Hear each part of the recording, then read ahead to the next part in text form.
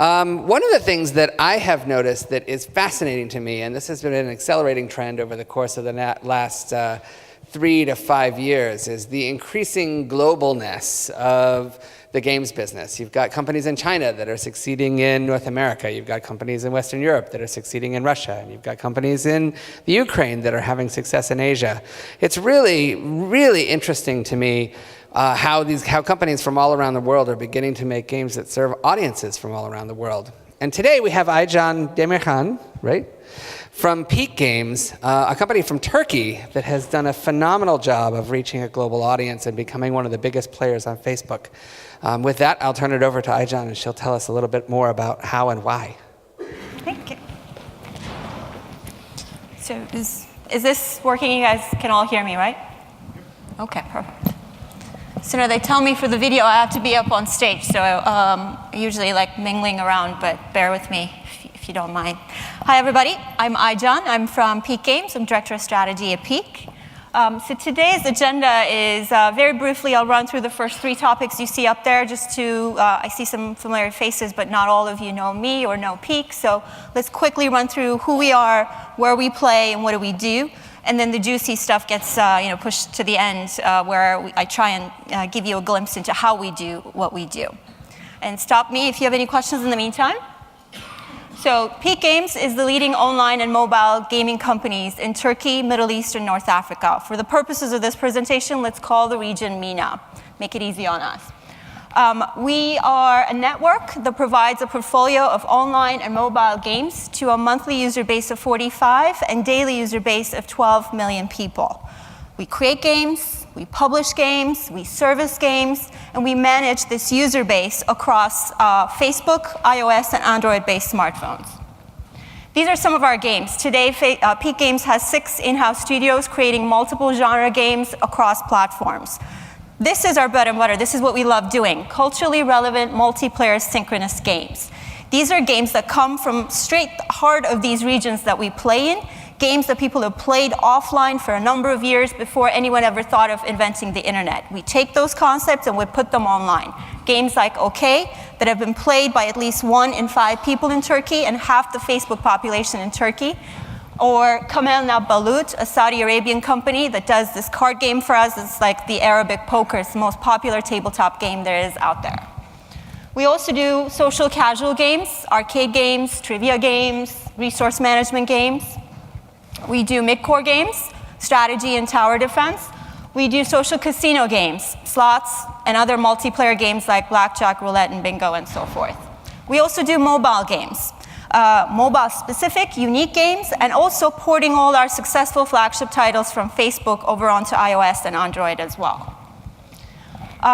So that's us from a what types of games we create and publish perspective. What makes us Peak Games is really the playground we found ourselves in. And Turkey and MENA, 138 million internet users, 55 million smartphones. Did any of you guess before you saw those numbers that it could be that big? I wonder, right? But take a step back and imagine this world. It's 3rd in population in the world after China and India, almost 500 million people. 4th in GDP, and very young population, a median age of 26. If you compare that to Europe and US, 40 and 37 in age respectively. I've got a lot of people with disposable income, and a lot of young people. That's a great place for any gaming company, let alone Peak Games itself. Now think about it from a technology perspective as well. Just in Turkey, we're the 6th largest country on Facebook, 11th on Twitter. We're 3rd in the world in engagement online, time spent doing things online. That's just a great sort of place to be if you're a gaming company. Right? We were founded back at the very end of 2010 in November, so we're a very young company of 2.5 years. Within that 2.5 years, we've become the 3rd largest social gaming company in the world, right? So some of the numbers you can see here, you know all these companies. We did this by just focusing on our region, competing with all the global rivals. And I like showing this slide because it really just shows you, you don't have to try and conquer the world to try to be a big monster out there. I mean, look at Foursquare, Pinterest, right? These are companies that are known globally, but we've got more users than they do. And we grew much faster than the other giants of the tech world, like Twitter and Facebook as well.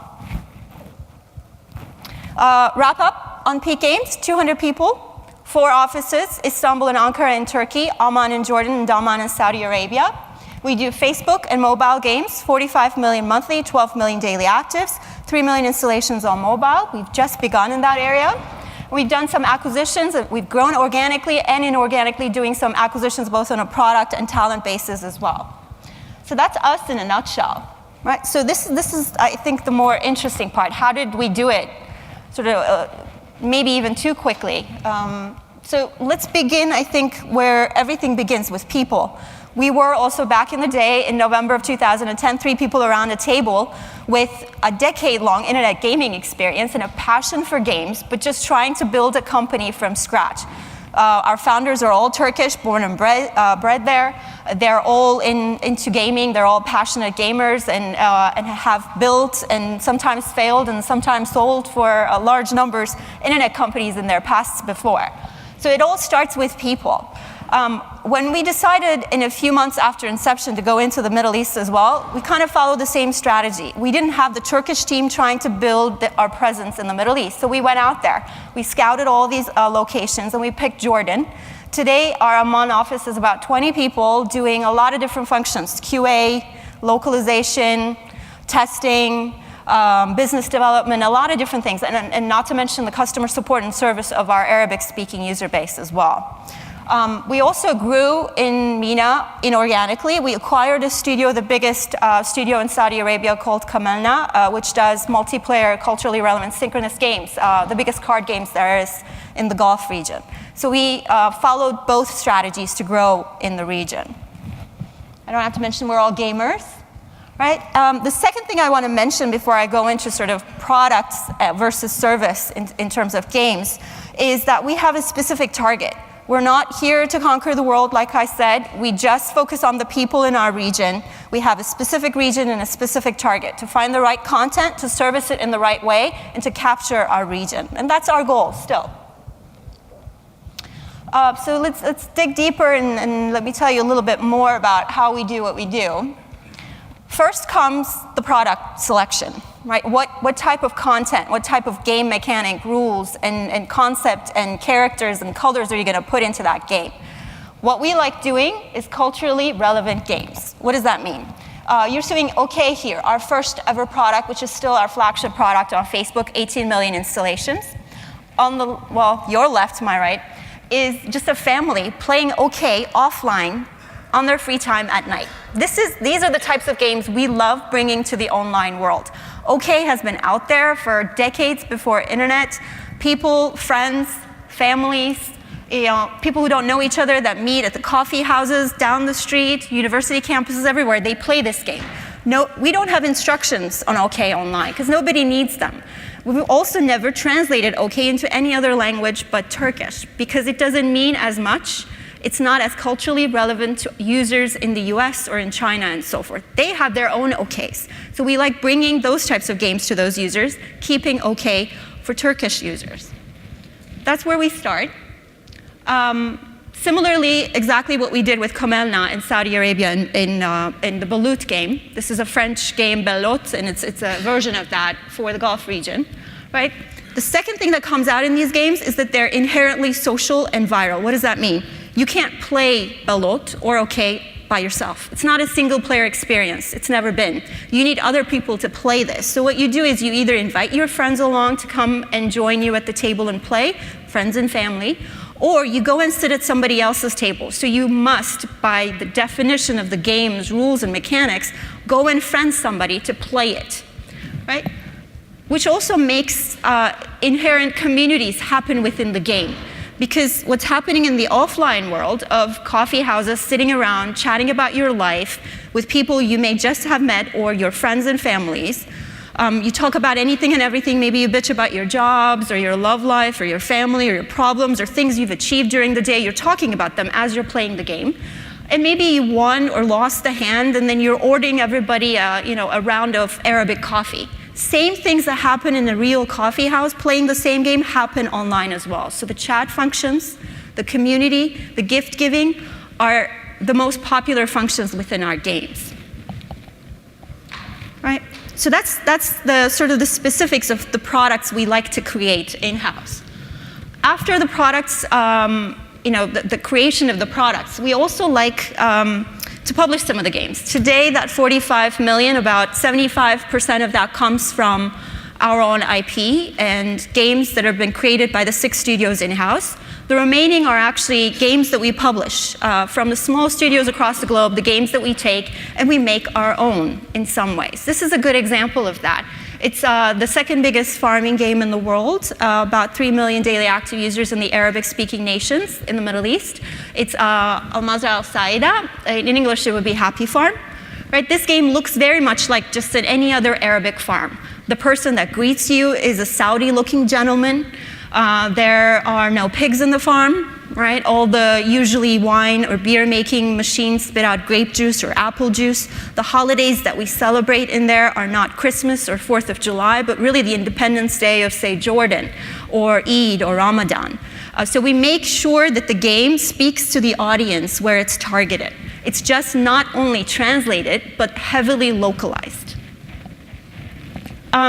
A big part of service is the traditional sense of service, right? So you have to support these people. You can't just give them a game that they like and they feel a part of and gets entrenched in their lives and then just let it be. You can't try and service an Egyptian from all the way in the US.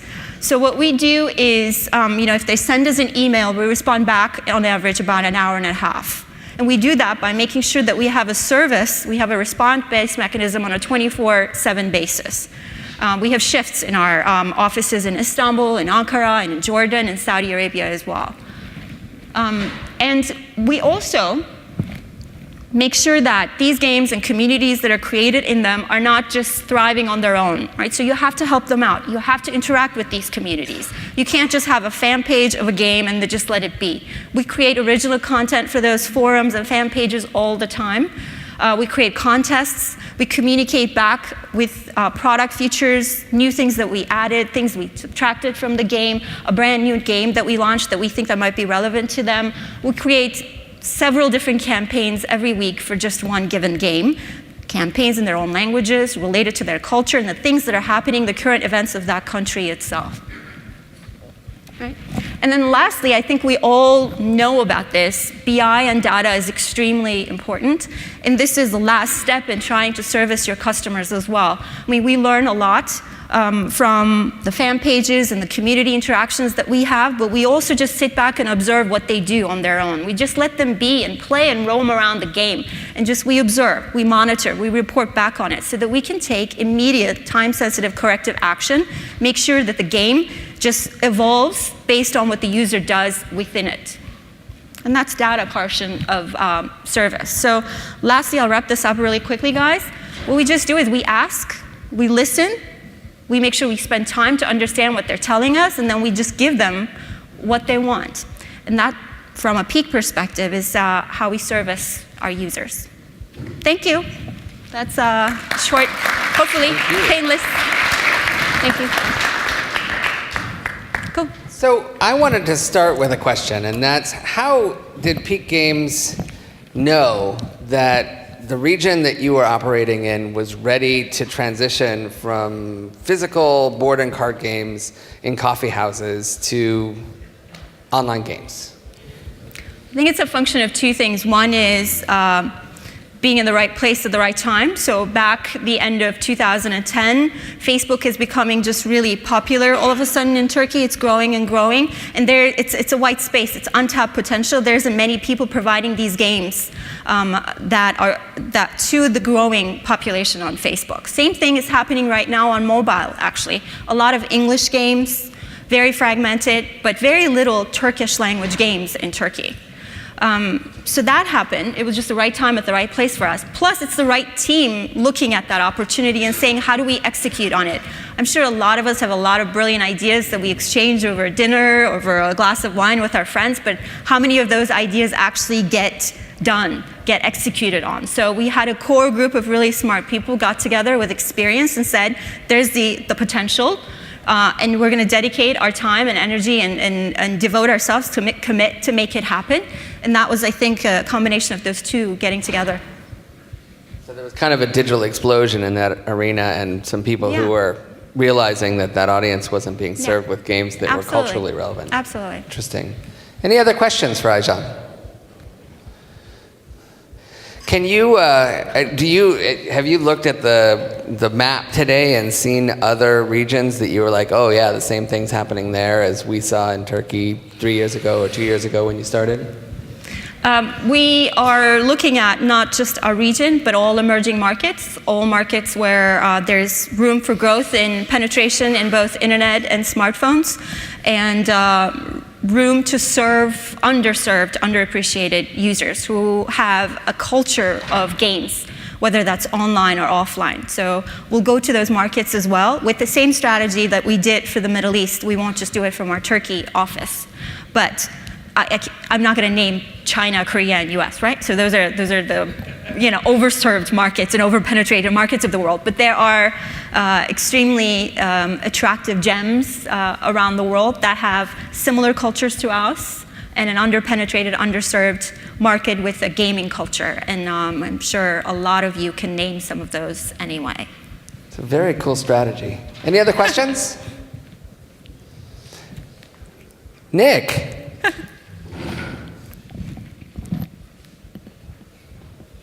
I'm curious, since 1 in every 2 sort of Facebook users now uses your games, do the demographic profiles of the usage of your games model the demographic profiles of your countries? Yes and no, I would say.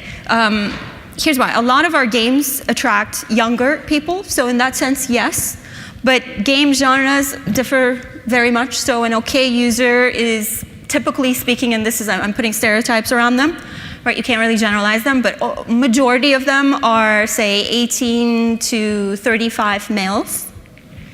But say an arcade game is more 35 plus females. We see that same concept, same pattern everywhere in the world in the types of genres of games that we have. But when you look at overall, our demographics are a bit younger than the rest of the world, just because our country is much younger than the rest of the world. Our online population is much younger as well.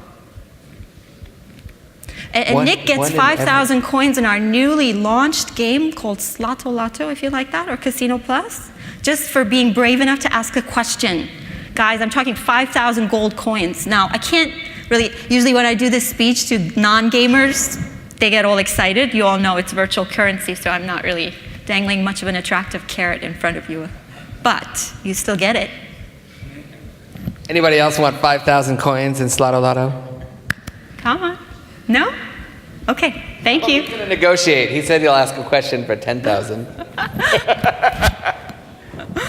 Thank you, Aycan. Thank you.